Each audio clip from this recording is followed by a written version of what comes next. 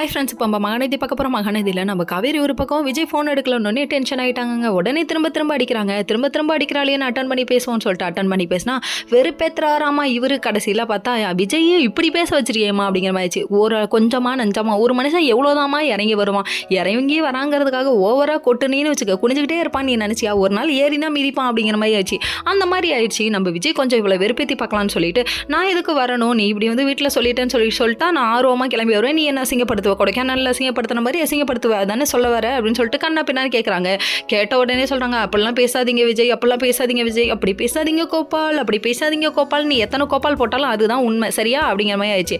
அதுக்கப்புறமா சரி வரமாட்டேன்னு சொன்னவங்க கிளம்பி வந்துட்டாங்க. இங்கே வந்து நின்னோன்னு அப்படியே பார்க்கணுமே இப்போ என்ன தான் சொல்ல வரீங்க, ஏதோ மாறி இருக்கும்னு நினச்சேன், ஆனால் எதுவுமே மாறல, யாருமே ஏற்றுக்க மாட்டீங்களா எங்களை அப்படின்னு சொல்லிட்டு கண்ணா பின்னான்னு பேச ஆரம்பிச்சாரு நம்ம விஜய். உடனே சாரதாமா சரசரமாக பேச ஆரம்பிச்சிச்சு. சாரதாமாவுக்கு சொல்லவா வேணும், டைலாக் பக்கமா அடிக்க எந்த நிலைமையில நீ உங்களை என்னான்னு எடுத்துக்கிறதுன்னு கூட எனக்கு தெரியல, எந்த நிலைமையில என் பொண்ணுக்கு நீங்கள் குழந்தைய கொடுத்தீங்கன்னு கண்ணா பின்னான்னு பேச ஆரம்பிச்சிருச்சு.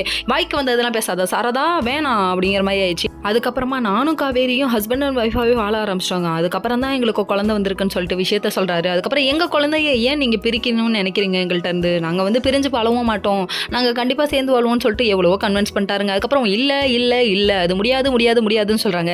என்னதாம்மா நீ சொல்ல வரேன்னு சொல்லி கேட்டால் பாட்டி வந்த விஷயத்தை போட்டு உடச்சிட்டாங்க.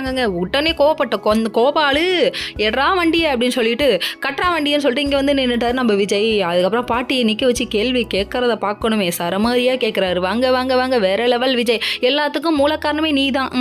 அப்போ எல்லாத்தையும் என் பொண்டாட்டிகிட்ட இருந்து பிரிக்கணும்னு நினச்சது நீ தான், விஷம்பம் பிடிச்ச கிளவியா இருக்கே அப்படிங்கிற மாதிரி ரியாக்ஷன் வேற மாதிரி இருக்கு. ஓகே.